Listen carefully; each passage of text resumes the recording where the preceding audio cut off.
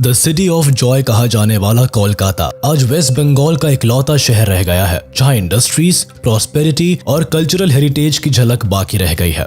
एक समय में पूरी दुनिया के इकोनॉमी को टक्कर देने वाला बंगाल अब ऐसी स्थिति में पहुंच गया है जहां हर तरफ बदहाली, गरीबी और बेरोजगारी फैली हुई है।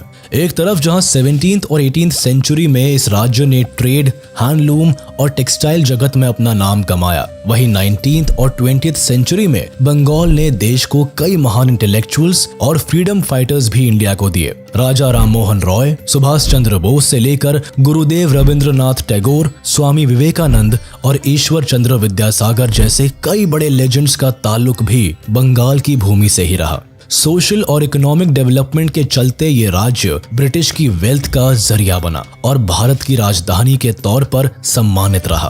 कुल मिलाकर ब्रिटिश एम्पायर के रूल से लेकर इंडियन फ्रीडम मूवमेंट तक बंगाल ने कई उतार चढ़ाव देखे, लेकिन इतनी रिच हिस्ट्री के बावजूद भी आज बंगाल कैपिटल क्राइसिस, अनएम्प्लॉयमेंट और लो ग्रोथ रेट से जूझ रहा है।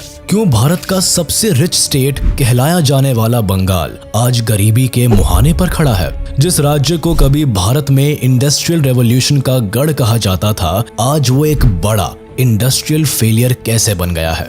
आखिर क्या कारण है कि एक रिच कल्चरल हेरिटेज होने के बाद भी बंगाल अपने इकोनॉमिक डेवलपमेंट की आखिरी सांसें गिन रहा है और भारत के इस शाइनिंग स्टेट की ग्लोरी अब फीकी पड़ती जा रही है?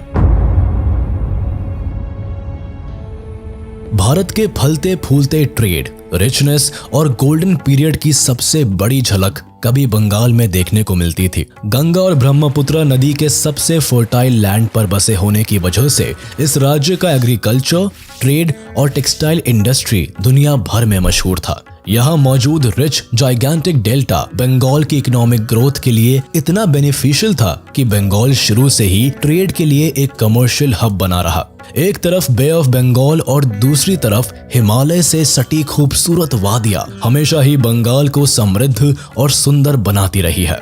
2nd सेंचुरी से 15th सेंचुरी में इसी सिल्क रूट से बंगाल में बनने वाला सिल्क, कॉटन और हैंडीक्राफ्ट आइटम्स बाहरी देशों में भेजा जाता था। अच्छी कनेक्टिविटी के चलते कई यूरोपियन ट्रैवलर्स भी इसी रूट से साउथ ईस्ट एशिया की यात्रा करते थे और अपनी ट्रैवल डायरीज में बंगाल की टेक्सटाइल इंडस्ट्री को टॉप क्लास बताते थे। 15th सेंचुरी के एक पोर्चुगीज ट्रैवलर ने भी बंगाली मैन्युफैक्चरिंग की तारीफ की थी। हाल ये था कि अंग्रेज के आने से पहले बंगाल में हैंडलूम इंडस्ट्री बड़ी शान से चलती थी। फेमस ट्रैवलर मार्को पोलो ने भी अपने ट्रैवल अकाउंट में बंगाल का जिक्र करते हुए यहाँ के कॉटन की तारीफ की थी। खासकर यूरोपियंस को ढाका सिटी और सोनार गांव का मुस्लिन और मालदा और शांतिपुर का मलमल बहुत पसंद आता था। शायद यही वजह थी कि उस समय एशिया के एक्सपोर्ट होने वाला 80% रॉ सिल्क बंगाल में ही प्रोड्यूस होता था। इसके साथ ही बंगाल अपने टॉप क्लास हैंडीक्राफ्ट के लिए भी पूरी दुनिया में फेमस था। इतने रिच बिजनेस के चलते ही 18th सेंचुरी तक इंडिया की जीडीपी ग्लोबल जीडीपी की 25% थी, जिसमें एक बड़ा कंट्रीब्यूशन बंगाल का था। 1575 से लेकर अंग्रेजी हुकूमत आने तक बंगाल पर मुगल एम्पायर का राज रहा था। उन दिनों बंगाल प्रोविंस बिहार, ओडिशा और बांग्लादेश के हिस्से को समेटे हुए भारत का सबसे बड़ा एग्रो बेस्ड स्टेट था, जहां मुस्लिन, जूट और सैकड़ों किस्म के चावल और अन्न उपजाए जाते थे। इसके समृद्धि को देखकर ही अकबर ने इसे जीतकर मुगल एम्पायर का हिस्सा बना दिया था। मुगलों के रूल के समय भी बंगाल ने खूब तरक्की की। खास तौर पर बंगाल से सॉल्टपीटर को यूरोप, ओपियम को इंडोनेशिया और रॉ सिल्क को जापान और नीदरलैंड्स को एक्सपोर्ट किया जाता था। इसके अलावा बंगाल न केवल एग्रीकल्चर में आगे था, बल्कि अपने art, culture, painting, music tradition के लिए भी जाना जाता था। फिश यहाँ की सबसे बड़ी डेलिकेसी थी और इसीलिए यहाँ डिफरेंट वैरायटी ऑफ फिश को तब भी पसंद किया जाता था और आज भी पसंद किया जाता है। कभी हिंदू तो कभी मुस्लिम रूलर्स के एम्पायर का हिस्सा होने की वजह से बंगाल में डाइवर्सिटी की भी कमी नहीं थी। फ्रेंच ट्रैवलर फ्रैंकोइस बर्नियर ने अपने अकाउंट में कहा था कि 17th सेंचुरी का बंगाल इजिप्ट से भी ज्यादा रिच और प्रॉस्परस था। अपनी ब्यूटी, वेल्थ, डाइवर्सिटी और गंगा के उपजाऊ मैदानी हिस्से में होने के चलते ही हिस्टोरिकली बंगाल पर कई रूलर्स का डोमिनेंस रहा और शायद यही वजह रही कि ब्रिटिशर्स ने भी भारत में अपने पैर पसारने के लिए बंगाल को ही चुना। 1500 एडी में चित्तागोंग में पहली बार जब पोर्चुगीज आए तब उन्हें बंगाल की समृद्धि ने हैरान कर दिया। फिर उन्हें 1528 में बंगाल के साथ व्यापार करने का लाइसेंस मिला। जल्द ही उन्होंने बंगाल के साथ व्यापार संबंध कायम किए और फिर धीरे धीरे बंगाल को कैप्चर कर लिया। उन दिनों बंगाल मुगल एम्पायर का एक खास सूबा था और पोर्चुगीज की ये हरकत उन्हें नहीं पसंद आई। तब शाहजहां के समय मुगल एम्पायर ने पोर्चुगीज को 1632 में हराकर बंगाल से बाहर कर दिया। इसके बाद से ईस्ट इंडिया कंपनी के आने तक बंगाल मुगल शासन के अंदर ही रहा। बंगाल की पॉलिटिक्स और ट्रेड पर अपनी मजबूत पकड़ बनाने का काम ईस्ट इंडिया कंपनी ने किया। इन्होंने बंगाल में अपने पहली सेटलमेंट हुगली के पास बनाई और धीरे धीरे बंगाल को ही अपनी कॉलोनियल एम्बिशन का सेंटर बनाया। इनिशियली पावर, पॉलिटिक्स और ट्रेड को लेकर इन्हें सबसे बड़ा कंपटीशन फ्रेंच, डच और पोर्चुगीज से मिला, लेकिन 1690s में ईस्ट इंडिया कंपनी ने कलकत्ता की फाउंडेशन रखी, उसे अपनी कमर्शियल सेटलमेंट बनाया और बंगाल से हर साल लाखों का व्यापार शुरू कर दिया। उस जमाने में लगभग ईस्ट इंडिया कंपनी ने 50 लाख पर एनम के हिसाब से व्यापार करना शुरू कर दिया था। इससे ईस्ट इंडिया कंपनी ने काफी मुनाफा कमाया और बंगाल पर उनकी पकड़ भी मजबूत हुई। लेकिन बंगाल पर उनका असल कंट्रोल तब हुआ जब 1757 में बैटल ऑफ प्लासी और 1764 में बैटल ऑफ बक्सर में उन्हें बड़ी जीत हासिल हुई। इससे बंगाल की सत्ता ब्रिटिशर्स के हाथ आ गई और बंगाल की वेल्थ और रिसोर्सेज को ओवर एक्सप्लॉइट करने की पावर भी उन्हें मिल गई। बैटल ऑफ प्लासी में नवाब सिराजुद्दौला की हार के बाद ब्रिटिशर्स ने बंगाल और नवाब के शाही खजाने को इस तरह लूटा कि जब रॉबर्ट क्लाइव ब्रिटेन गए तो वह अपने साथ लगभग अरबों की संपत्ति साथ लेकर गए। बंगाल से जब इतने बड़े मात्रा में पैसे और सोना चांदी यूरोप गया तब वहां इसी पैसे के बदौलत इंडस्ट्रियलाइजेशन शुरू हुआ और ब्रिटिश टेक्सटाइल इंडस्ट्री ने भी तेजी से तरक्की की। लेकिन इसका भारी नुकसान बंगाल के हिस्से में आया। इसके अलावा दिल्ली में जैसे जैसे मुगल एम्पायर की लेगेसी फीकी पड़ती गई, वैसे वैसे इंडियन कल्चर और पॉलिटिक्स का ध्यान दिल्ली से कलकत्ता की तरफ शिफ्ट होता गया। ये शहर ब्रिटिश इंडिया की राजधानी बनकर उभरा। अब क्योंकि बंगाल की कमान ब्रिटिशर्स के हाथ में थी, इसीलिए बंगाल के रेवेन्यू राइट्स को एक्सप्लॉइट करना उनके लिए और भी आसान हो गया। एग्रीकल्चर सेक्टर से आने वाला सारा रेवेन्यू अब अंग्रेजों के पास जाने लगा, जिसे उन्होंने भारत से रॉ मटेरियल खरीदने में इस्तेमाल किया और इसी मटेरियल को फॉरेन मार्केट में बड़ी कीमतों पर बेचकर भारी मुनाफा कमाया। यह बंगाल के साथ होने वाला एक बड़ा एक्सप्लॉइटेशन था, क्योंकि जिन गुड्स को खरीदने के लिए पहले ब्रिटिशर्स गोल्ड और सिल्वर में पेमेंट कर रहे थे, अब वही मटेरियल वह बंगाल से कलेक्टेड रेवेन्यू से खरीद रहे थे।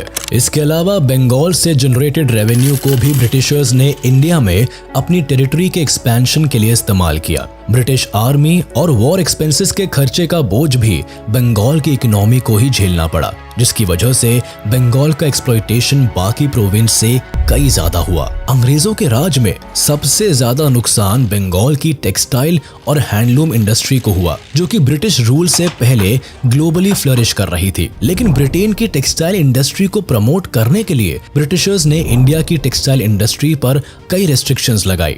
इसके अलावा उन पर हाई कस्टम ड्यूटी चार्ज भी लगाया गया ताकि इंडियन क्लोथ को फॉरेन मार्केट में लिमिट किया जा सके। कई बार तो इंडियन कॉटन और सिल्क की पॉपुलैरिटी को देखते हुए अंग्रेजों ने इंडियन टेक्सटाइल्स को बैन करने का भी काम किया, लेकिन इंडियन फैब्रिक की डिमांड इतनी ज्यादा थी कि अंग्रेजों को यह बैन हटाना पड़ा। फिर ब्रिटिशर्स ने दूसरी तरकीब के तहत ब्रिटेन में बने सस्ते चीप क्लोथ्स को बंगाल में इंट्रोड्यूस किया। इन चीप क्लोथ्स को इंडियन मार्केट में सस्ते दामों पर बेचा गया, जिससे कि इंडियन फैब्रिक का डोमेस्टिक मार्केट भी पूरी तरह से बर्बाद हो गया। बंगाल की अच्छी खासी टेक्सटाइल और हैंडलूम इंडस्ट्री बर्बाद हो गई। इसके बाद मुर्शिदाबाद और डेका में काम कर रहे सिल्क वीवर्स पर भी ईस्ट इंडिया कंपनी ने फैक्ट्रीज के बाहर बैठने पर बैन लगा दिया, जिससे उन्हें ब्रिटिशर्स की फैक्ट्रीज में काम करने पर मजबूर होना पड़ा। इससे हुआ ये कि वीवर्स कम्युनिटी की हालत बिगड़ती चली गई और बंगाल की वीवर कम्युनिटी धीरे धीरे खात्मे की कगार पर पहुंच गई। ब्रिटिशर्स का उद्देश्य हमेशा से भारत में खुद की मोनोपोली को एस्टैब्लिश करने का था, ताकि वह ब्रिटेन को सुपर पावर बना सके। लेकिन इसकी कीमत सबसे ज्यादा बंगाल के एग्रीकल्चर सेक्टर और फार्मर्स ने चुकाई, जिन्हें ओवर एक्सप्लॉइटेशन का शिकार होना पड़ा। 1793 में गवर्नर जनरल लॉर्ड कॉर्नवालिस ने बंगाल में परमानेंट सेटलमेंट को इंट्रोड्यूस किया, जो कि एक लैंड रेवेन्यू पॉलिसी थी। इस पॉलिसी के तहत कुछ जमींदार को एग्रीकल्चर लैंड का मालिक बना दिया गया और लैंड रेवेन्यू फिक्स कर दिया गया। प्रोडक्शन ना होने पर भी ब्रिटिशर्स को फिक्स रेवेन्यू देना कंपलसरी था। अक्सर ये लैंड रेवेन्यू इतना ज्यादा होता था कि जमींदारों को कर वसूलने के लिए किसानों को एक्सप्लॉइट करना पड़ता था। इस पॉलिसी ने सिस्टमैटिक तरीके से बंगाल के एग्रीकल्चर सेक्टर को पूरी तरह बर्बाद कर दिया। इससे किसान गरीब होते चले गए और अपनी बेसिक फैसिलिटीज के लिए भी जमींदार की मर्जी पर जीने के लिए मजबूर हो गए। लेकिन फिर भी ब्रिटिशर्स ने बंगाल से रिसोर्सेज को ड्रेन करना नहीं छोड़ा। 1770 से 1943 तक आते आते ईस्ट इंडिया कंपनी ने बंगाल को एक ऐसे मोड़ पर लाकर खड़ा कर दिया जहां बंगाल को दो बड़े फेमाइन से गुजरना पड़ा। पहला फेमाइन 1770 में आया, जो कि काफी हद तक ब्रिटिशर्स की ब्रूटल टैक्स रेवेन्यू से इंजीनियर्ड था। 1769 में फील्ड मॉनसून के चलते बंगाल और बिहार में एक तरफ जहां भयंकर सूखा पड़ा, वहीं ये कंडीशन और भी खराब हो गई जब स्मॉल पॉक्स महामारी बंगाल में चारों ओर फैल गई। इस फेमाइन ने बंगाल की 1/3 आबादी को साफ कर दिया। लेकिन इस भयानक स्थिति में भी ब्रिटिशर्स गरीब किसानों से 30% लैंड टैक्स रेवेन्यू वसूलने से बाज नहीं आए। इससे हुआ ये कि बंगाल की आबादी को खाने के लाले पड़ गए। सिमिलरली 1943 में भी एक बार फिर बंगाल को ग्रेट फेमाइन से गुजरना पड़ा, जिसने बंगाल के एग्रीकल्चर सेक्टर को घुटनों पर ला दिया। इस अकाल में लगभग 30 लाख से ज्यादा लोगों की भूखमरी से मौत हो गई। हालांकि इस फेमाइन का दोषी बंगाल में पड़े सूखे को ठहराया गया, लेकिन सच्चाई तो ये थी कि अंग्रेजों की लूटपाट की राजनीति के वजह से बंगाल अपने ही उपजाए अन्न के दाने के लिए मोहताज हो गया और लाखों लोग भूख से मारे गए, जिनसे बंगाल में राइस के दाम 300% तक बढ़ गए। बढ़ते इन्फ्लेशन के साथ वर्ल्ड वॉर 2 में अपनी आर्मी के लिए फूड सप्लाई करने के लिए ब्रिटिशर्स ने बंगाल की फूड सप्लाई को कट कर दिया और किसानों को यूं ही भूख से मरने के लिए छोड़ दिया। 1874 में ब्रिटिशर्स ने आसाम को बंगाल से सेपरेट कर दिया था। फिर 1912 में बिहार और उड़ीसा भी बंगाल से सेपरेट हो गए, जहां इस सेपरेशन से असम के टी गार्डन पहले ही बंगाल के हाथ से फिसल गए। वहीं अब बिहार और उड़ीसा बंगाल से अलग हुए तो मिनरल रिच प्रोविंस भी बंगाल के हाथ से निकल गया। लेकिन इन सब के बीच सबसे बड़ा ब्लंडर 1947 का पार्टीशन रहा, जिसकी नींव डिवाइड एंड रूल पॉलिसी पर पहले ही रखी जा चुकी थी। ब्रिटिशर्स ने हिंदू और मुस्लिम के बीच धर्म की जो खाई बनाई थी, उसी की वजह से 1947 के पार्टीशन में बंगाल में 2 डिवीजन देखने को मिले। इसका ईस्टर्न पार्ट, जो कि मुस्लिम डोमिनेटेड था, वो ईस्ट पाकिस्तान में शामिल हो गया, जबकि Hindu dominated western part West Bengal कहलाया। इंडिया पाकिस्तान के डिवाइड का बड़ा नुकसान बंगाल की जूट इंडस्ट्री को झेलना पड़ा, जो कि सेकेंड वर्ल्ड वॉर के टाइम से फ्लरिश कर रही थी। पार्टीशन से सभी जूट मिल्स तो वेस्ट बंगाल के हिस्से आ गई, लेकिन 75% रॉ मटेरियल ईस्ट पाकिस्तान के हिस्से चला गया। दोनों देशों में बढ़ती दूरी के चलते ईस्ट पाकिस्तान से आने वाला रॉ मटेरियल कम हो गया। साथ ही ईस्ट पाकिस्तान ने जूट पर इतना हैवी टैक्स लगा दिया कि रॉ मटेरियल खरीदना जूट मिल्स के लिए मुश्किल हो गया। बढ़ते टैक्स के साथ जूट प्रोडक्ट्स की कीमतों में भी भारी इजाफा हुआ, जिससे बंगाल की जूट की डिमांड कम हो गई। ऐसे में कलकत्ता की 5 जूट मिल्स को एक ही साल में शट डाउन करना पड़ा। हालांकि इनिशियली इंडिया और पाकिस्तान ने व्यापार में एक दूसरे के साथ कोऑपरेट करने का फैसला जरूर किया था, लेकिन बढ़ते कॉन्फ्लिक्ट के साथ साथ दोनों देश एक दूसरे के कॉम्पिटिटर बनकर उभरे। इसके अलावा वेस्ट बंगाल की जूट इंडस्ट्री की बर्बादी के पीछे एक हाथ नायलॉन फैब्रिक का भी रहा। इस सिंथेटिक फैब्रिक के मार्केट में आने से जूट प्रोडक्ट्स की डिमांड मार्केट में कम होती चली गई, क्योंकि ये फैब्रिक बेहद ही कम दामों में मार्केट में उपलब्ध था। इसीलिए लोगों ने जूट के बजाय नायलॉन को प्रेफर करना शुरू कर दिया। अंग्रेजों से मिली इंडिपेंडेंस के बाद वेस्ट बंगाल के जिस बिजनेस को तेजी से बढ़ना था, वह पूरी तरह से बर्बादी की कगार पर पहुंच गया। 1947 में आजादी के साथ ही वेस्ट बंगाल के सामने जो सबसे बड़ी परेशानी खड़ी थी, वो रेफ्यूजीज की। एक फर्टाइल लैंड के चलते 19th और 20th सेंचुरी से ही बंगाल में इमिग्रेंट वर्कर्स की संख्या काफी तेजी से बढ़ी थी। साल 1947 तक यह आबादी 60 मिलियन तक पहुंच गई, जिसमें 35 मिलियन आबादी ईस्ट बंगाल में सेंटर्ड थी, जबकि वेस्ट बंगाल में रहने वाले लोगों की संख्या 25 मिलियन तक सीमित थी। मगर आजादी के तुरंत बाद ही एक बड़ा डेमोग्राफिक चेंज देखने को मिला, क्योंकि वेस्ट बंगाल में आने वाले रेफ्यूजीज की संख्या लाखों में थी। इससे न केवल वेस्ट बंगाल की इकोनॉमी पर एक मैसिव बर्डन पड़ता गया, बल्कि वेस्ट बंगाल को रिसोर्सेज की भी कमी झेलनी पड़ी। ओवर एक्सप्लॉयटेशन, लूट और फेमाइन कंडीशन से गुजरने के बाद भी बंगाल की इकोनॉमी बाकी स्टेट से बेहतर हालत में थी। भारत के इंडस्ट्रियल प्रोडक्शन में बंगाल की हिस्सेदारी 30% थी। 1947 से 1958 वो दौर था जब बंगाल में न्यू इंडस्ट्रीज का डेवलपमेंट हो रहा था। 1958 से 1980 में बंगाल की एनुअल ग्रोथ रेट 3.5% थी। इसके अलावा बंगाल का लिटरेसी रेट भी अच्छा खासा था। 1961 में बंगाल की पर कैपिटा इनकम महाराष्ट्र से भी ज्यादा थी। स्टेट का नेट डोमेस्टिक प्रोडक्ट भी महाराष्ट्र से ज्यादा था। वेस्ट बंगाल की इकोनॉमिक परफॉर्मेंस इस बात का सबूत थी कि स्टेट बेटर कर रहा था, लेकिन कुछ समय बाद ही बंगाल की ग्रोथ को महाराष्ट्र ने ओवरटेक कर लिया, क्योंकि बंगाल की फेल होती इंडस्ट्रीज ग्रोथ को अट्रैक्ट नहीं कर पाई और इसीलिए धीरे धीरे इस स्टेट की इकोनॉमिक ग्रोथ बाकी स्टेट से भी कम होती चली गई। जिस वेस्ट बंगाल से उम्मीद थी कि वह इंडिया के इकोनॉमिक डेवलपमेंट में एक बड़ा कंट्रीब्यूशन देगा, वह राजनीति और कई की फैक्टर्स के चलते अपनी ग्लोरी खोता चला गया। बंगाल में इंडस्ट्री के डिक्लाइन का एक कारण बंगाल की पॉलिटिक्स भी रही। 1947 में आजादी के तुरंत बाद बंगाल और सेंटर में कांग्रेस की सरकार सत्ता में आई, लेकिन सरकार बंगाल की इंडस्ट्रियल ग्रोथ को प्रमोट करने के लिए कुछ खास कदम नहीं उठा पाई। उल्टा सेंट्रल गवर्नमेंट ने जूट से मिली एक्सपोर्ट ड्यूटी में स्टेट के शेयर को कम कर दिया। इसके अलावा सेंट्रल गवर्नमेंट ने कलेक्टेड इनकम टैक्स में भी बंगाल का शेयर 20% से घटाकर 12% कर दिया, जबकि बॉम्बे को मिलने वाले टैक्स को बढ़ाकर 21% तक कर दिया था। 1952 में सरकार ने इंडिया में फ्राइट इक्वलाइजेशन पॉलिसी को इंट्रोड्यूस किया। इस पॉलिसी का मकसद भारत के सभी राज्यों में इक्वल इंडस्ट्रियल ग्रोथ को प्रमोट करना था, लेकिन रियलिटी में इस पॉलिसी का असल फायदा गुजरात और महाराष्ट्र जैसे कोस्टल स्टेट्स को ही मिल पाया। इस पॉलिसी के तहत सरकार ने रेलवे के मिनरल्स और आयरन के फ्रेट रेट पूरे देश में एक जैसे कर दिए।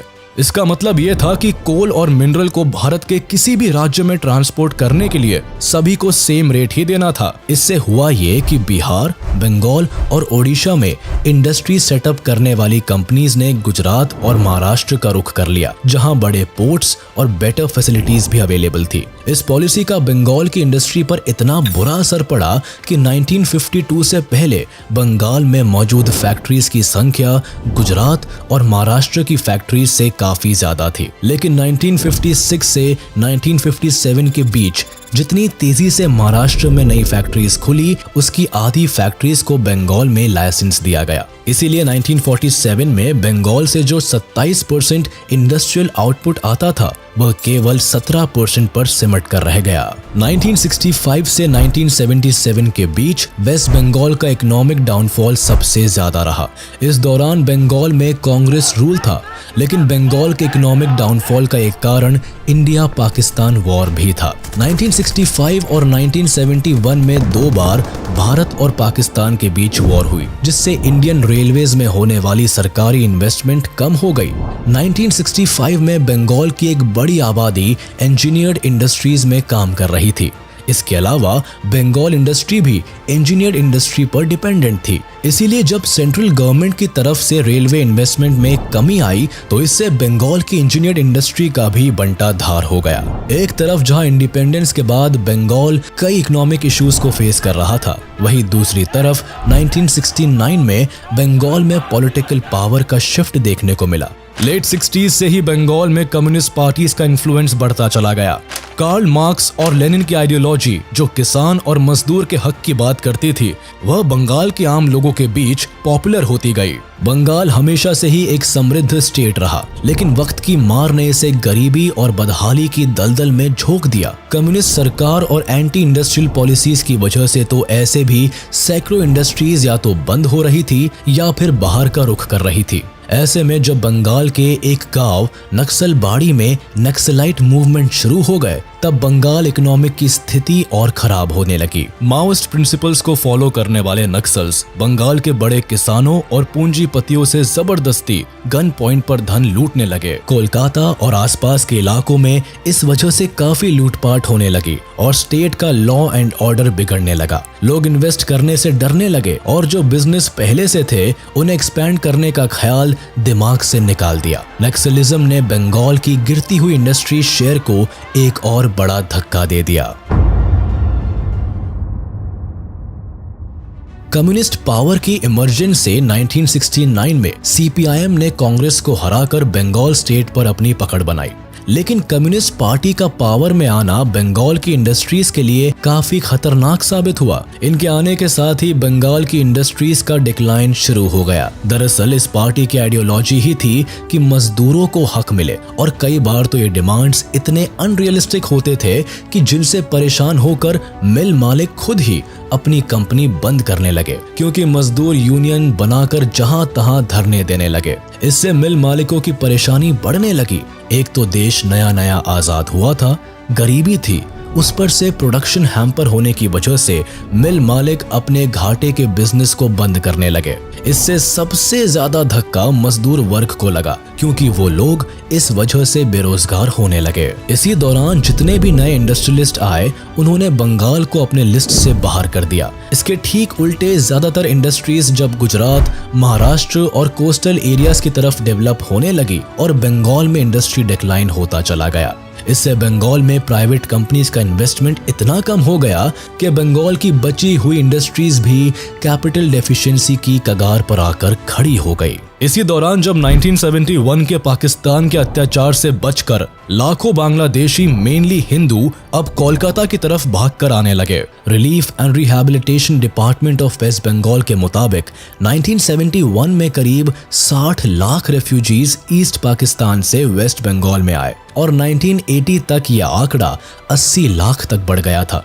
एक तो आए दिन बंद होते मिल्स और कंपनी कोलकाता में बेरोजगारी पैदा कर रहे थे, वहीं दूसरी ओर इतने बड़े संख्या में रेफ्यूजीज के आने की वजह से भी बंगाल की स्थिति खराब होने लगी। इससे वेस्ट बंगाल की इकोनॉमी पर भयानक बर्डन पड़ा और वेस्ट बंगाल के रिसोर्सेज भी इतने ज्यादा एक्सप्लॉइट हो गए कि कई दशकों तक इस प्रॉब्लम से बाहर निकल पाना बंगाल के लिए नामुमकिन हो गया। लेफ्ट पार्टी और ट्रेड यूनियन के बढ़ते इन्फ्लुएंस के बीच 1977 में वेस्ट बंगाल में कम्युनिस्ट पार्टी सत्ता में आई और सीपीआईएम ने अपनी सरकार बनाई। स्टेट का चीफ मिनिस्टर ज्योति बासु को चुना गया, जिनसे इंडस्ट्रियल डेवलपमेंट की काफी उम्मीदें लगाई गई थी। सीपीआईएम पार्टी के एक्टिविस्ट बंगाल में बहुत जोरों पर कम्युनिस्ट विचारधारा को फैला रहे थे और इसी दौरान 1978 में ऑपरेशन बरघा लॉन्च हुआ। इस ऑपरेशन के तहत बंगाल गवर्नमेंट लैंड रिफॉर्म कर रही थी, जिससे कि खेतीहर जमीनों में बटाईदारों को उचित हिस्सा मिल सके। उन दिनों ज्यादातर खेती वाली जमीनें कुछ मुट्ठी भर जमींदारों के पास ही थे, जिससे कि 90% रूरल पॉपुलेशन सिर्फ एक खेतीहर मजदूर यानी कि बटाईदार की जिंदगी जीने को मजबूर थे। चूंकि ये प्रयास ज्यादातर लोगों के जीवन में खुशियां लाने वाला था, लेकिन माओवादी लोगों ने बरघा ऑपरेशन के आड़ में छुपकर बंगाल में अलग ही टेरर का माहौल पैदा कर दिया। नक्सल किसानों और खेतीहर मजदूरों के ग्रुप्स ने मिलकर बड़े किसानों और जमींदारों की खेतों को हड़प लिया। इस दौरान सैकड़ों जमींदार और पैसे वाले किसानों और व्यापारियों को मौत के घाट उतार दिया गया और उनकी घर की धन संपत्ति लूट ली गई, जिससे कि पूरे वेस्ट बंगाल में डर का माहौल फैल गया। उस पर से जब सीपीआईएम की सरकार बन गई, जो कि खुद ही कम्युनिस्ट थी, तब कैपिटलिस्ट को किसी तरह की उम्मीद नहीं रही। ऐसे में उन्होंने कोलकाता से बाहर जाने का ही फैसला ले लिया। ऑपरेशन बरगा से वेस्ट बंगाल में लाखों किसानों को फायदा हुआ, जिन्हें कई एकड़ की जमीन मिल गई। लेकिन इस ऑपरेशन से कई छोटे छोटे किसानों के ग्रुप्स भी बन गए, जिन्होंने अमीर किसानों की जमीन पर कब्जा करने के लिए हिंसा करनी शुरू कर दी। इससे बंगाल की एलीट और रिच क्लास में डर का ऐसा माहौल पैदा हुआ कि बंगाल से लार्ज स्केल इंडस्ट्रीज ने भी दूरी बना ली। कई बिजनेस बंगाल में ग्रो नहीं कर पाई और पुरानी कंपनियों ने भी बंगाल से पल्ला झाड़ लिया। इन कैपिटलिस्ट ने बाहर जाकर पैसे इन्वेस्ट किए, जिससे कि जो डेवलपमेंट्स वेस्ट बंगाल में हो सकते थे वो अब दूसरे राज्यों में होने लगे। हालांकि उन दिनों ज्योति बासु की गवर्नमेंट ने बंगाल की इंडस्ट्रियल स्थिति में सुधार लाने के लिए कई काम किए। इन दिनों बंगाल में एसएमईज को प्रमोट किया जाने लगा। 1978 में उन्होंने बंगाल के लिए न्यू इंडस्ट्रियल पॉलिसी को इंट्रोड्यूस किया। इस पॉलिसी के तहत बंगाल स्टेट गवर्नमेंट ने स्मॉल स्केल इंडस्ट्रीज को ज्यादा सपोर्ट किया, क्योंकि अपनी विचारधारा के तहत वो ज्यादा पावर लेबर के हाथ में देने पर विश्वास रखते थे। इसीलिए 1980 से 1990 में बंगाल में स्मॉल स्केल इंडस्ट्रीज ने काफी तेजी से ग्रो किया। लेकिन इसी के साथ बंगाल में ट्रेड यूनियन, स्ट्राइक्स और लॉकआउट का कल्चर भी आम हो गया। लेबर यूनियन अपनी मांगों को लेकर अक्सर सड़क पर उतर आने लगे, जिससे लार्ज स्केल इंडस्ट्रीज ने बंगाल से दूरी बनाना ही बेहतर समझा। इसके विपरीत स्मॉल स्केल इंडस्ट्रीज की ग्रोथ से बंगाल में कई लोगों को रोजगार भी मिला और कहीं ना कहीं इससे बंगाल की इकोनॉमी की हालत पहले से बेहतर भी हुई। सीपीआईएम कम्युनिस्ट आइडियोलॉजी वाली सरकार थी, जिसका मानना था कि इकोनॉमिक पॉलिसीज मजदूरों के हक में बननी चाहिए, ना कि मालिकों और पूंजीपतियों के। इस वजह से कई एंटी इंडस्ट्रियल पॉलिसीज बंगाल में इंट्रोड्यूस कर दी गई, जिससे बंगाल में बड़े इंडस्ट्रीज खत्म होते चले गए। 1977 से 2000 तक बंगाल के मुख्यमंत्री रहे ज्योति बासु ने एमएसएमईज पर तो जोर दिया, जिससे कि मजदूरों को काम मिल पाए। लेकिन यहाँ एक बड़ी गलती हुई जो उस वक्त बंगाल की सरकार ने नजरअंदाज कर दिया। वो थे मिडिल क्लास एम्प्लॉयज, जिन्होंने मोस्टली इंजीनियरिंग और बिजनेस की पढ़ाई की थी और बंगाल के इंडस्ट्रीज में काम कर रहे थे। लेकिन जैसे जैसे बंगाल में इंडस्ट्रीज बंद होने लगी, वैसे ही वहां स्किल्ड एम्प्लॉयज के लिए भी मुसीबतें आने लगी। अब ऐसी स्थिति में स्किल्ड एम्प्लॉयज अब वेस्ट बंगाल को छोड़कर दूसरे शहरों में जाने लगे, जहां उन्हें बेहतर अपॉर्चुनिटीज मिलने लगी थी। इतने बड़े लेवल पर स्किल्ड लेबर के बाहर जाने से तो अब गिनी चुनी बड़ी कंपनीज कोलकाता में रह गई थी। उन्हें बड़े लेवल पर स्किल्ड एम्प्लॉयज की जरूरत थी, जो अब उन्हें मिल नहीं पा रहे थे। ऐसी स्थिति में वेस्ट बंगाल से बड़ी कंपनीज को विदा लेने के अलावा कोई रास्ता नहीं बचा था। अब कहने के लिए तो बंगाल में एमएसएमईज के जरिए बहुत कंपनीज आ गई, लेकिन इनसे रोजगार नहीं बढ़ा। यहाँ काम मिले सिर्फ मजदूरों को जो कि स्किल्ड नहीं थे, जिससे कि जो प्रोडक्ट्स बने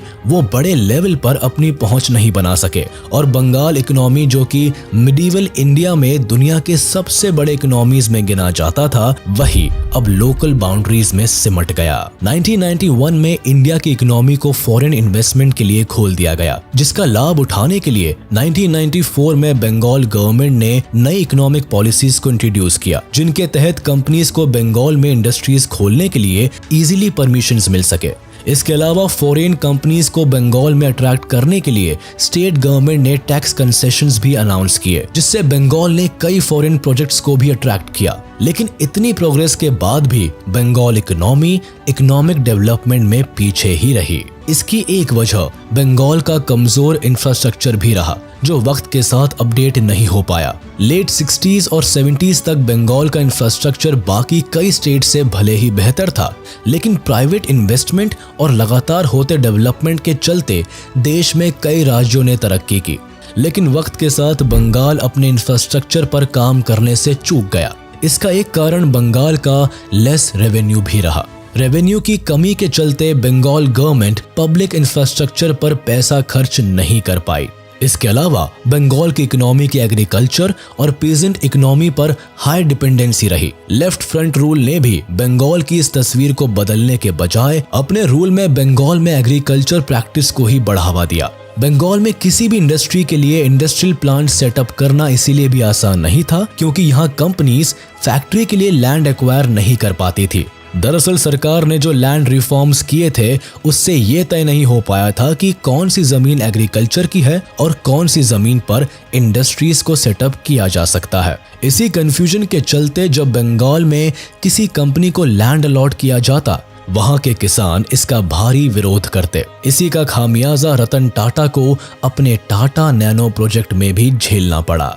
साल 2006 में वेस्ट बंगाल को इंडस्ट्रियल डेवलपमेंट का एक सुनहरा मौका मिला जब रतन टाटा ने अपने टाटा नैनो के प्लांट के लिए बंगाल के सिंगूर इलाके को चुना। ये रतन टाटा का ड्रीम प्रोजेक्ट था, इसीलिए ये प्लांट 1000 एकड़ की जमीन पर लगाया जाना था। राज्य सरकार भी इस प्लांट से बंगाल के इंडस्ट्रियल डेवलपमेंट का सपना देख रही थी ताकि राज्य की इकोनॉमिक ग्रोथ हो सके और लोगों को बेटर जॉब अपॉर्चुनिटीज मिल सके।